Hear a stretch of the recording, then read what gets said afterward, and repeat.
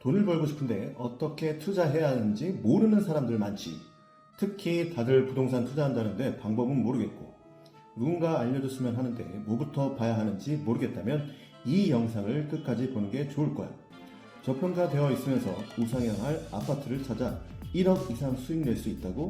그게 나의 일이 될 거라고 믿지 않고 뒤로 가기를 누르는 사람이 대부분일 테니 그냥 공개할게. 여러분 반가워. 누구나 직장 월급 말고 부자가 될 수 있다. 나는 부자양성센터의 브랜 버핏이라고 해. 직장인이라서 지역 분석하고 앞마당을 모두 만들지 않고 저평가되어 있고 우상향한 아파트를 매수할 수 있어.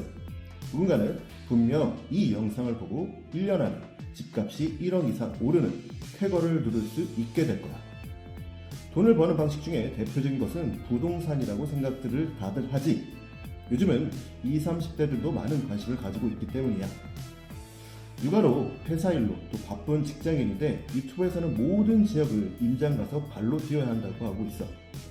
그것도 어떻게 하는지도 모르는데 단순히 그런 것으로만 돈을 번다는 게 와닿지도 않고 할 텐데 말이야. 임장을 가라는 것은 어떤 입지가 좋은지 보라는 것인데 그런 지역을 다 가지 않고 손품으로 저평가되어 있고 오를 만한 지역을 먼저 고르고 가면 효율적으로 그리고 똑똑하게 우상향할 아파트를 고를 수 있겠지? 오늘은 그 분류하는 방법 중에 하나를 먼저 알려줄게. 유튜브 어디에도 나오지 있기 때문에 잘 따라오면 1억 이상 오르는 아파트를 고르는 건 전문가 수준으로 고를 수 있게 될 거라. 이 방법으로 1억 이상 오르는 아파트들도 실제로 나도 갖고 있고 모의 투자도 꾸준히 하고 있어. 힐스테이트 기흥 아파트도 2023년 4월에는 7.5억이었던 것이 현재 24년 6월에는 9.1억으로 1.6억이 상승을 했었고, 고덕숲 아이파크는 2023년 4월에 11.7억으로 있었다가 24년 6월 현재는 13억으로 1.1억이 상승한 것을 알 수가 있어. 자, 정말 1억 이상 오르는 아파트들을 나열해봤지. 어떻게 이런 아파트들을 고를 수 있냐고? 그 방법은 전세가율에 있어. 전세가율은 저평가된 투자처를 찾는 아주 좋은 지표야.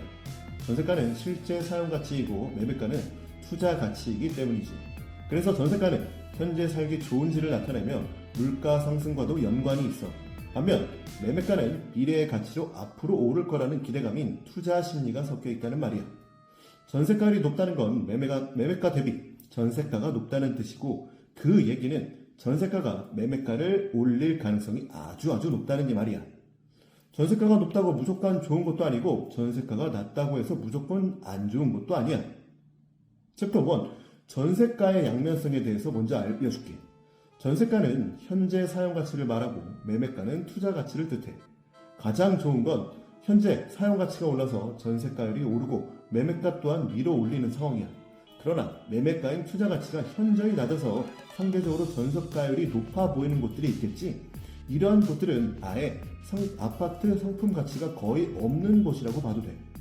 아무도 그 아파트들을 사고 싶어하지 않는 곳들을 말하는 것이란 이야기지. 예컨대 5만 이하의 소도시인 시 단위가 아닌 군 단위를 보면 전세가율이 90%까지 올라간 곳들이 있어. 이러한 곳들은 그 지역에서 실사용을 하려는 수요만 있을 뿐 아무도 이 아파트를 사고 싶어하지 않는 곳들이야. 오늘의 하이라이트 챕터 2, 전세가율을 투자에 적용하는 방법. 여기서는 일단 대규모 신규 공급이라는 변수를 제외하고 설명할게. 신도시가 아닌 입지가 좋은 도심의 경우, 예를 들면 잠실, 마포, 분당의 경우를 예를 들어보자. 이러한 도시들의 경우 과거와 전세가율 데이터를 확인하면 돼. 이미 도시가 완성된 지 20년은 된 도시들은 과거 20년 동안의 전세가율 데이터를 확인할 수 있겠지. 그리고 20년 동안 전세가율이 가장 높았을 때 몇 프로였는지, 그리고 전세가율이 가장 낮을 때는 몇 프로였는지를 살펴보자. 전세가율이 가장 높았을 때가 해당 지역이 가장 저평가되었을 시기이고, 전세가율이 가장 낮았을 때가 해당 지역이 가장 고평가된 시기야. 예를 들어 분당 서현동의 시범선성 한신 아파트를 보자. 2011년 당시 이 아파트는 전세가율이 46.3%로 50%가 채 안 되었어. 그리고 2015년까지 매매가는 계속 하락을 하고 있는 것을 알 수 있어. 그 이후 2016년까지 매매가는 떨어지는데 전세가는 계속 올라와서 전세가율이 84%까지 치솟아 현재는 전세가도 오르긴 했지만 매매가는 폭등하여 10억가량이 올랐고 지금의 전세가율은 약 54%가 되어 있어.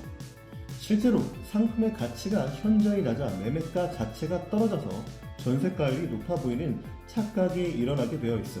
이렇게 투자 가치가 없어서 전세가율이 높아지는 지역의 아파트는 전세가율만 보고 접근하면 안 된다는 말을 하고 싶은 거고, 반대로 전세가율이 낮아도 계속 매매가가 오르는 현상이 있어. 대표적으로 세종시나 다른 신도시들이 대표적인 예가 될 거야. 이 경우 급속도로 공급을 계속하여 전세가가 낮아지는 경우가 많아. 공급 폭탄은 전세가율 하락이라는 공식은 거의 성립해. 공급 과잉으로 인해 전세가율이 낮아졌다면 계속해서 매매가는 오르는 경우가 있으며 대부분의 신도시가 이러한 양상을 띠지. 그래서 신도시의 경우 전세가율이 낮다고 해서 무조건 투자를 해서는 안 돼. 전세가가 받쳐주는 아파트는 전세가라는 하방이 받쳐주고 있기 때문에 전세가 아래로는 매매가가 떨어질 수가 없어. 전세가율이 50%도 안 되는 지역의 경우 매매가는 언제든 떨어질 수 있다. 결론적으로 높은 상품성이 없는 곳은 투자 가치가 없기 때문에 전세가가 높은 것이니 투자처로는 부적합해. 반면 전세가가 낮은 신도시의 경우 공급 과잉으로 인해 상황적인 요소에 의해서 전세가가 낮은 것이니 투자 대상이 될 수 있어. 아래의 공식이 무조건 성립하는 것은 아니야. 전세가율이 높다는 투자 대상이다. 전세가율이 낮다 플러스 투자 대상이 아니다. 반면 아래의 공식은 웬만하면 성립한다. 입지가 좋은 곳이 전세가율이 높다. 이건 바로 투자 대상이라는 말이야. 이 데이터를 보고 분당의 아파트에 투자할 시기는 2016년인 것을 알 수 있고 전세가가 80% 정도가 되면 투자해도 좋다는 결론을 얻을 수 있어. 그리고 전세가가 40, 50%대에 내려왔을 때에는 가격이 하락할 가능성이 크고 고평가일 확률이 높아. 2023년 현재 2024년까지 투자처로는 그리 좋지 않다는 결론을 내릴 수 있지. 물론 재건축이 된다거나 하는 이슈가 있지만 그러한 특이사항은 조금 예외로 할게. 이렇게 과거의 전세가율 데이터를 보면서 전세가율이 최대 몇 프로까지 왔는지를 파악하고 그 이후 실제로 가격이 올랐던 것을 확인하는 게 굉장히 중요해. 그리고 그 지역은 전세가율이 최대 몇 프로까지 나오겠다. 그리고 그 정도의 전세가율이면 충분히 저평가이고 투자할 만하겠다라는 결론에 도달할 수 있겠어. 전세가율이라는 데이터를 통한 투자는 입지가 좋은 곳, 이미 도시가 형성되어 있는 곳에 적용할 수 있으며 갭 투자로 적은 금액으로 최대의 수익을 낼 수 있다는 아주 좋은 투자야. 수도권, 좋은 입지, 구축 아파트의 경우 전세가율이 저평가를 판단하는 데 가장 정확한 데이터가 될 수 있어. 만약 내가 수도권 입지 좋은 곳에 투자하겠다고 하면 복잡하고 이것저것 볼 필요 없이 전세가율을 보면 돼. 다만 이 지표는 입주 물량이 계속 있는 곳이나 어떠한 호재로 인해서 매매가가 올라가는 경우는 제외해야 해. 입주 물량이 계속 있으면 전세가는 계속 낮을 수밖에 없어. 그래서 어떤 곳들은 아무리 저평가라도 전세가율이 올라가기 매우 힘들지.